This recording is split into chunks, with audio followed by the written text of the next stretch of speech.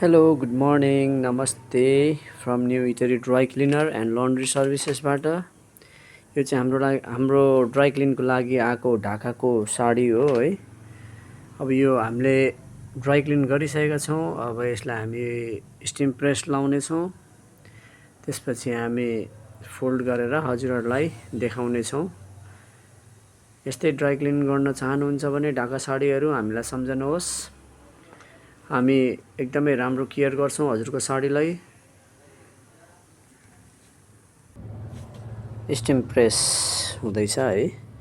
Steam press हेर्नुहोस्, यो सबै खुम्चेको साडीहरू हो, फल्सहरू है।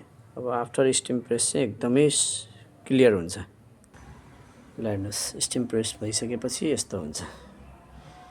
फल्स मिल्यो भने तपाईँको साडी पनि मिल्छ है। त्यही भएर एकदमै केयर गर्नुहोस्, ड्राई क्लिनमा दिनुहोस्, हामीलाई सम्झनुहोस्। यो चाहिँ हाम्रो स्टिम प्रेस कम्प्लिट भइसकेको छ है। प्रेस पछि हेर्नुहोस्, क्वालिटी साइनिङ हेर्नुहोस्, यसको सिल्क बनारसी साडी। यदि हजुरहरूलाई पनि यस्तै ढाकाको साडी हरेक प्रकारको साडीहरू ड्राई क्लिन गर्नु छ भने हामीलाई सम्झनुहोस्। हामी हरेक प्रकारको दागहरू ट्रिटमेन्ट गर्छौँ। ओइल स्टिनहरू भयो, तपाईँको अक्षताहरू परेको, यदि साडीबाट पनि अर्को साडीको कलरको रङ सडेको छ भने पनि हामी त्यसलाई ट्रिटमेन्ट गरेर फुल ड्राई क्लिन गर्ने छौँ।